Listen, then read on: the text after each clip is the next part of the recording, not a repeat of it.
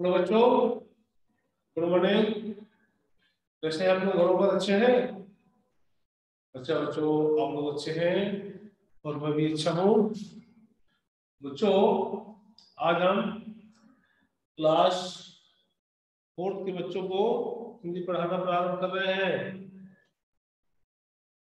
जैसे शेड्यूल में आप लोगों को याद था, बच्चों अपनी अपनी हिंदी की किताब सब लोग निकाल लें। और बच्चों, आज का जो टॉपिक है वो है लेसन 18 पाठ 18 हमारी जनजातीय कलाएं। ये पाठ का नाम है हमारी जनजातीय कलाएं।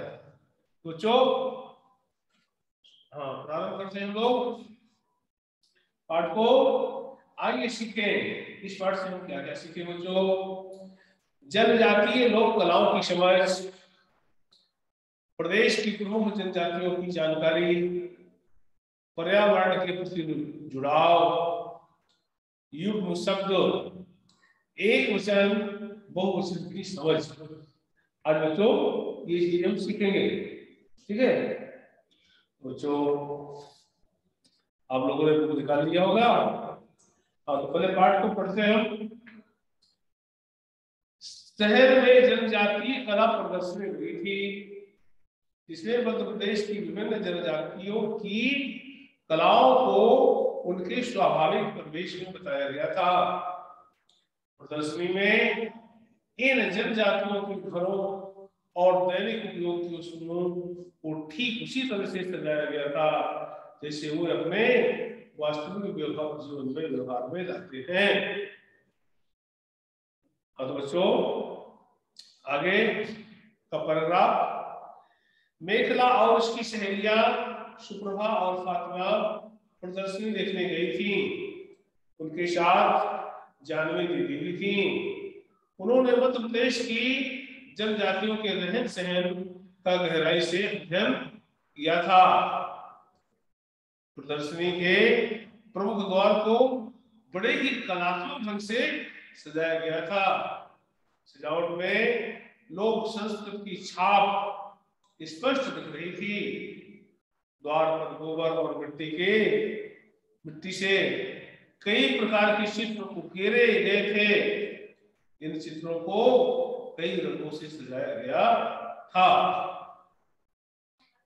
चित्र इतने आकर्षक थे कि इन्हें देखकर लगता ही नहीं था कि इतनी साधारण वस्तुओं से इतने सुंदर चित्र बनाए जा सकते हैं। बच्चों, कोई सभी प्रदर्शनी के अंदर गई। प्रदर्शनी को जगह जगह बांस, पत्तों, सन, सुतली और लकड़ी से बने कलात्मक वस्तुओं से सजाया गया था। प्रदर्शनी में एक जगह लाख की चूड़ियां, पाटले, चूड़े, खिलौने, श्रृंगार पेटिका इत्यादि कई वस्तुएं प्रदर्शन और बेचने के लिए रखी थी।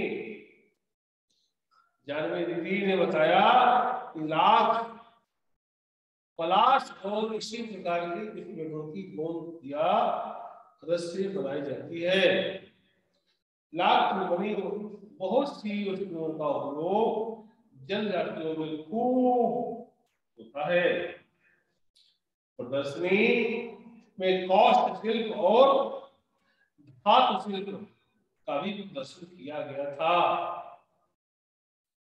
काष्ठ शिल्प, तो काष्ठ में लकड़ी, काष्ठ और धातु। धातु कहते हैं बच्चों लोहा है, सोना है, चांदी, ठोस ये तांबा, पीतल इत्यादि ये सब धातुएं हैं। काष्ठ और धातु के बने खिलौने कलात्मक और दैनिक उपयोग वस्तुएं देखने योग्य थी। वे सभी प्रदर्शनी देखने लगी। मेघला ने कहा कि भी इनमें से कुछ चीजें तो हमारे समझ से परे हैं, आप कुछ बताइए ना। जानवी दीदी ने कहा, अच्छा तुम सभी प्रदर्शनी देखती चलो और ध्यान से मेरी बात भी सुनती रहो। सुप्रभा बोली, हाँ दीदी, हम सब ध्यान से सुनेंगी। जानवी कहने लगी, मध्य प्रदेश में अनुसूचित जनजातियों की संख्या अन्य राज्यों की अपेक्षा अधिक है। यहाँ कोण, भील, कोरकू, कोल, बैगा, मारिया और सहरिया प्रमुख जनजातियां हैं। इसके अतिरिक्त भी कई जनजातियां प्रदेश में निवास करती हैं। ये जनजातियां प्रकृति के सबसे निकट रहती हैं। इनका जीवन प्रकृति पर निर्भर है। ये जनजातियां स्वभाव से कला प्रेमी हैं। इनकी कलाओं पर प्रकृति की सुंदरता का सबसे अधिक प्रभाव पड़ा है। इनकी कलाओं में पेड़ पौधे, पशु पक्षी और चांद सूरज जीवंत हो उठे हैं। फातिमा ने कहा, शायद इसीलिए इन कलाकृतियों में प्राकृतिक प्रतीकों और रस्मों का प्रयोग अधिक किया गया है। जानवी ने उत्तर दिया, हाँ फातिमा, ये देखो, इस खंड में गौड़ जनजाति कला को दिखाया गया है। इनकी इस कला को चिन्हा कहते हैं। बच्चों, गौड़ जाति की कला को क्या कहते हैं? उनको चिन्हा कहते हैं। क्या कहते हैं? चिन्हा। ध्यान रखेंगे, जैसे आपको पूछते चिन्हा किसे कहते हैं, तो चिन्हा गौड़ जनजाति कला है। गौड़ स्त्रियां अपने घरों की दीवारों में के उठे हुए किनारों को गेरू, कजली या नील के रंगों से रंगती हैं। दीवारों पर गोल या त्रिकोण रेखाएं उभार कर उन्हें भी रंगों से सजाया जाता है। ताकों, खूंटियों और अनाज रखने की कोठियों को भी चित्रांकित किया जाता है। आजकल गौड़ी चित्र शैली के चित्रों की देश विदेश में खूब मांग है। गौड़ रस्सी, मचिया, सुतली, कृषि के औजार, कुमरी, फंदे और धनुष बाण कलात्मक ढंग से बनाते हैं। यहाँ ये सब चीजें दिखाई गई हैं। ये भी जाने, प्रदर्शनी क्या है? जहाँ कोई वस्तु या वस्तुएं आम जनता को दिखाने के लिए रखी जाती हैं। शिल्पकला, शिल्प माने कला, केंद्र माने उभारना, पलाश में ढाक या छेले का वृक्ष। बच्चों, अब बताइए, प्रदर्शनी के प्रमुख द्वार को किस प्रकार सजाया गया था? ये प्रश्न आ गया। तो प्रदर्शनी के प्रमुख द्वार को बड़े ही कलात्मक ढंग से सजाया गया था। सजावट पर लोक संस्कृति की छाप स्पष्ट दिख रही थी। द्वार पर गोबर और मिट्टी के से कई प्रकार के चित्र उकेरे गए थे, जिन चित्रों को कई रंगों से अच्छी तरह लगा गया था। ये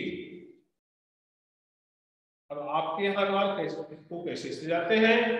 हमारे यहाँ द्वार कैसे सजाते हैं बच्चों? हमारे यहाँ द्वार में बंधनवार लगाते हैं, मतलब बंधनवार लगाते हैं और रंगोली बनाते हैं। रंगोली में अच्छे अच्छे चित्र बनाते हैं। इस तरह से हम लोग के अपने द्वार को सजाते हैं। अच्छा, आप जो चले आगे, जानवी मेखला और उसकी सहेलियों के साथ आगे बढ़ी। जानवी मेखला और उसकी सहेलियों के साथ आगे बढ़ी। जानवी ने बताया, यहाँ भील जनजाति की कलाओं को प्रदर्शित किया गया है। दीवारों पर बने ये भित्त चित्र, भित्त चित्र क्या होते हैं? भित्त आदमी भीति कहता है गांव में दीवार को, वॉल मीन्स दीवार, इंग्लिश में वॉल, हिंदी में दीवार, और ये लोग उसको दीवार को भित्त भीति, तो भित्त चित्र दीवारों पर बने, ये भित्त चित्र माने दीवारों पर बने हुए जो चित्र हैं उनको भित्त चित्र कहते हैं। ये भील परंपरा की विशेष शैली है, इसे पिथौरा कहते हैं। क्या कहते हैं? पिथौरा। तो दीवारों पर चित्र होते हैं उसको पिथौरा कहते हैं। पहले ये चित्र पिथौरा पर बनाए जाते थे। ये लोग आंगन में अल्पनाएं बांटते हैं। भील कला को देखती हुई कोई सभी एक झोपड़ी और उसके आंगन के सामने खड़ी हो गई। जानवी दीदी ने बताया ये सहरिया जनजाति का परंपरागत आवास है। ये लोग दीवारों को चित्रित करने के साथ साथ अपनी गृहस्थी के सामान को भी आकर्षक ढंग से सजाते हैं। सहरिया जिस कोठी या बखार में अनाज रखते हैं उसे विशेष रूप से सजाते हैं। ये देखो चित्रों से सजी हुई कोठी, ये चित्र बना हुआ है ना बच्चों। इस कोठी को पेई कहलाती है। क्या कहते हैं? पेई। पेई वास्तव में सहरिया चित्रकला का अद्भुत नमूना है।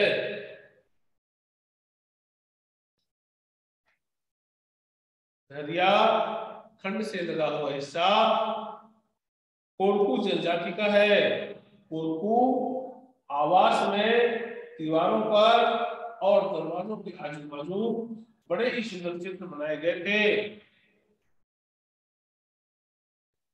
जानवी दीदी बता रही थी ये कोरकू जनजाति की चित्रकला है, इसे गुदनी कहते हैं। गुदनी के लिए सफेद खड़िया या लाल मिट्टी का प्रयोग किया जाता है। गुदनी बनाना बड़ा शुभ माना जाता है। इसे बनाते समय सूखे हुए गोबर की देव मूर्ति रखकर पारंपरिक गीत गाए जाते हैं। तभी मेखला ने लकड़ी की एक सुंदर कलाकृति को देखकर पूछा, दीदी ये क्या है? जानवी ने बताया ये गाता है। कोरकू जनजाति में मृतकों की याद में स्थापित करने की प्रथा है। गाता लकड़ी के ऊपर सुंदर आकृतियां उभार कर बनाया जाता है। यह भी जाने अल्पना, अल्पना माने रंगीन कलात्मक रेखाचित्र, चौक मारना या बनाना सुंदर। परंपरा वाले रिवाज या प्रथा। कलाकृति होता है कलात्मक ढंग से बनी हुई वस्तु आवास में घर या रहने का स्थान स्थापित माने थोपना। अब बताइए बच्चों, अब इसके आगे फिर हम पढ़ाते हैं आपको, ध्यान दीजिए। ये सभी प्रदर्शनी में सजी विभिन्न प्रकार की कलाकृतियों की प्रशंसा करती हुई भारिया जनजात कलाखंड में पहुंची। वो जितनी लड़कियां हैं सभी लोग प्रदर्शनी में सजी विभिन्न प्रकार की कलाकृतियों की प्रशंसा करती हुई भारिया जनजात की कलाखंड में पहुंची। भारिया जनजात के दरवाजे, जनजात के घर पर दरवाजे के आसपास परंपरागत शैली में चित्र बनाए गए थे।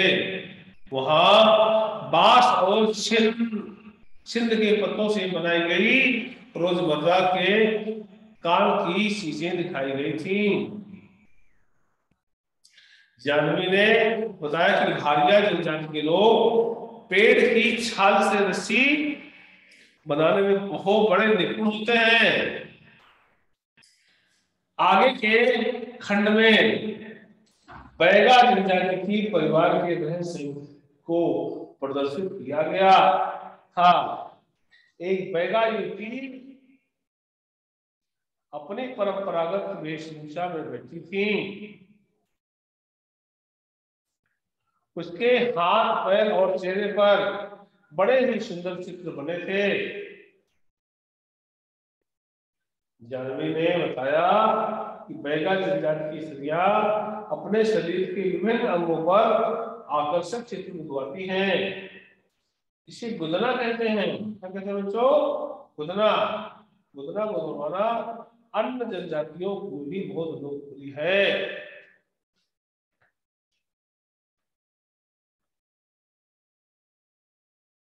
कोल जनजाति का आवास में सुंदर चित्रों, बांस, घास, लकड़ी तथा मिट्टी की बनी कलात्मक वस्तुओं से सजा था।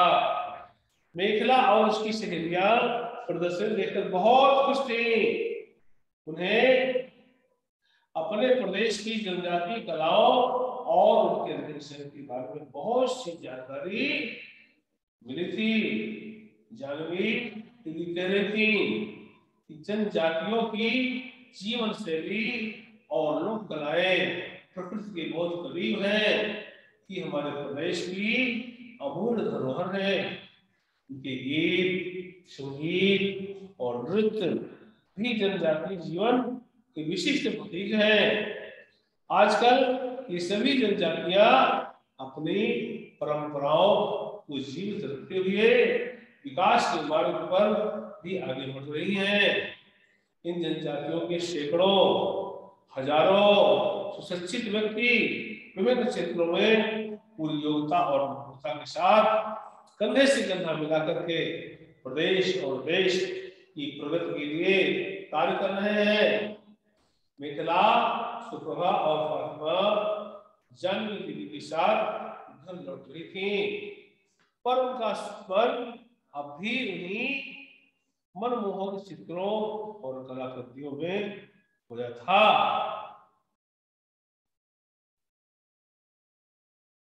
बच्चों, इस प्रकार से ये पाठ आपका पूरा हुआ। इन्हें भी जाने शैली, शैली किसी कहते हैं, शैली तरीका। छिंद एक वृक्ष है, रोजमर्रा मतलब दैनिक, निपुण मतलब कुशल या दक्ष या पारंगत। वेशभूषा, पहनावा, कंधे से कंधा मिलाना, साथ साथ मिलकर काम करना। बच्चों, अब आते हैं हम एक्सरसाइज पे, अभ्यास पे। सबसे पहले जो हम इसको सही उत्तर छांट कर लिखिए, सही विकल्प पूछते हैं। फर्स्ट नंबर है, सहरिया जनजाति की अनाज भंडारण की विचित्र कोटि कहलाती है। क्या कहलाती है? इसमें सहरिया जनजाति के लोग अनाज रखते हैं, उस कोटि को मिट्टी से बनाते हैं, उसको कहते हैं करवर सेई केई गुदनी गाता। क्या कहते हैं इसमें? तो खर का सही है पेय। क्या कहते हैं इसको? पेय। दूसरा नंबर है, गाता बनाने वाली जनजाति है, भील है, कोल है, भारिया है, कोरकू है। कोरकू कौन है? कोरकू। तीसरा नंबर है, भील वित्त चित्रकला कहलाती है, पिथौरा, कुदना, चिन्हा, पेय। तो पिथौरा कहलाती है। क्या कहलाती है बच्चों? भील वित्त चित्रकला कहलाती है पिथौरा। लाख बनाई जाती है, लाख बनाई जाती है, किससे लाख बनाई जाती है बच्चों? क नंबर छाल से, ख नंबर गोंद से, ग नंबर पत्तियों से, ह नंबर जड़ से। ख नंबर गोंद से। तीसरा नंबर बच्चों, निम्नलिखित वाक्यों के सामने सही या गलत रचना बनाइए। क नंबर है, जनजातीय स्वभाव से ही कला प्रगट होती है। तो जनजातियां स्वभाव से ही कला प्रगट, सही कि गलत है? तो सही। ख नंबर है, जनजातियों की दैनिक वस्तुएं कलात्मक नहीं होती। ये आपका प्लान गलत। जनजातियों की दैनिक वस्तुएं कलात्मक होती है, उसमें नहीं लिखा है इसलिए गलत है। यदि नहीं को हटा दिया जाए जनजातियों की दैनिक वस्तुएं कलात्मक होती है तो सही हो जाता है, लेकिन नहीं लिखा इसलिए गलत। जनजातीय लोक कलाओं पर प्रकृति का प्रभाव नहीं है, ये भी गलत है क्योंकि उसका प्रभाव है। जनजातीय जीवन और परंपराएं प्रदेश की अमूल्य धरोहर है, ये सही है। गीत संगीत और नृत्य जनजातीय परंपरा के महत्वपूर्ण अंग है, सही है। बच्चों भाषा अध्ययन आ गया, भाषा अध्ययन देखना है। इन शब्दों पे बहुवचन बनाई लिखिए, अभी हम समझा देते हैं फिर दिखाएंगे। जैसे जाति का जातियां, मूर्ति का मूर्तियां, प्रति का प्रतियां, गति का गतियां, इसी तरह पत्ती का पत्तियां, स्त्री का स्त्रियां, कोटी का कोटियां, रोटी का रोटियां, ये बहुवचन हो गए। इस तरह से पाठ में आ गए शब्दों को छाटिए और उदाहरण के अनुसार लिखना है, ये आपको करना है। जैसे पेड़ पौधे, पेड़ और पौधों के बीच में डैश लगा हुआ है, जब उसको अलग करेंगे तो लिखेंगे पेड़ और पौधे, इसी प्रकार से आपको करना है। चौथा नंबर है उदाहरण के अनुसार शब्दों को मिलाकर लिखिए। इस चित्र प्लस अंकित, चित्र के आगे जोड़ का निशान है तो बराबर करके लिखेंगे चित्रांकित, पृष्ठ धन अंकित पृष्ठांकित, निम्न धन अंकित निम्नांकित, रेखा धन अंकित रेखांकित। इस तरह से बच्चों हम ऐसे लिखेंगे और इसको पूरा करेंगे। बच्चों कल के लिए आपको होमवर्क दे रहा हूं, इसी पाठ के होमवर्क में सही विकल्प और कितना है, दूसरा है तो सही विकल्प छाट के लिखना है।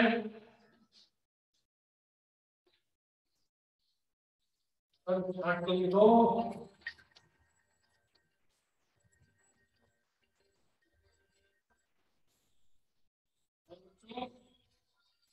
दूसरा है सही का निशान लगाए।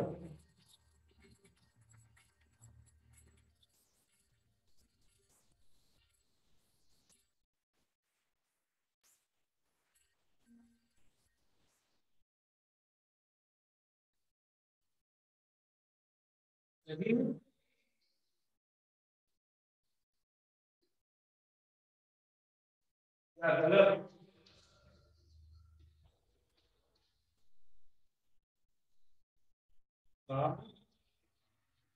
लगाओ, ये आपको घर से करके आना है।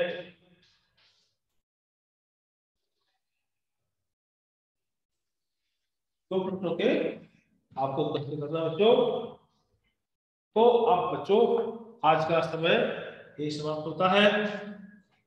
कल पुनः अगले चरण में आपको अगला पाठ पढ़ाऊंगा। तब तक के लिए बच्चों नमस्ते, जय हिंद, वंदन है, ठीक है।